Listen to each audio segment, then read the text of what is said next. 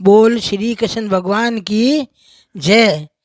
बया देखो माँ माने से ज्ञान की बात किया करो। क्यों बेटा? ते सुनो और मैं भेजूँ थांगे। सोमो दो देखो तो हमारे बेजोड़े ने मैंने सफलता मिले है।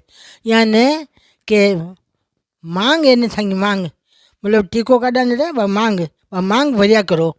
स्वगन लोगी रो सोको सा सूरज तपे पति भले कने रहो चाहे पति विदेश रहो कटी रहो सूरज सोको सा तपे तो सोको सा तपे कई है पत्नी रे पति है ना वो सूरज है बिर वो तप है बिर वे कपड़ा ना सुहागन का कपड़ा पहनना मांग भरोड़ी राखनी और हाथार मेहंदी राखनी और हाथ बांध राखी राखनी रक्षा बांध राखनी बांधोड़ी बाकाई में पति की रिक्शा है पति की रिक्शा है। आ बात में थोड़ा विशेष ध्यान करीजो बेटा।